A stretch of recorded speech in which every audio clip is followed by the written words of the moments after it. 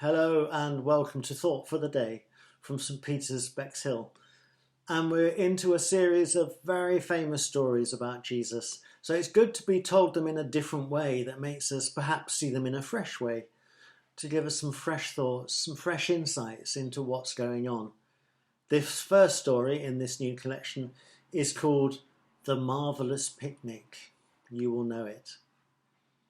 It wasn't long before lots of people wanted to hear Jesus talk about God, and many more wanted him to make them well. So they followed him everywhere, from town to town, from city to country, and all the way back again. "We need a rest," Jesus said to his friends one day.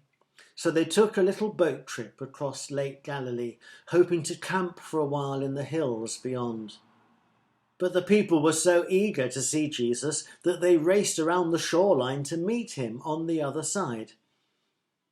Jesus was tired, but when he turned and saw the people following him up the hill, he stopped. "They're like sheep without a shepherd," he said to his friends. "They need someone to show them the way." So he sat himself down right there and then, and he started to teach. "God loves you," Jesus said. "He knows what's best for you. The most amazing things can happen when you trust him." Jesus said a lot more than that. He taught all day, in fact. And by then, the people were hungry. "Philip," Jesus called to one of his friends, "can you go out and buy some food for these people?" Philip just laughed. "There are more than 5,000 of them. It would take 6 months' pay to feed them all." Then Andrew, Peter's brother, spoke up. "There's a boy here, Jesus, who has a little food, 5 loaves of bread and a couple of fish. It's not much, but it's a start." "So it is," grinned Jesus, and he rubbed his hands together as if they were about to go to work. "Make the people sit down in little groups. Tell them we're going to have a picnic." Jesus' friends looked at Jesus. They looked at the boy's little lunch. They looked at the enormous crowd. Then they looked at each other and shrugged. "All right," they agreed.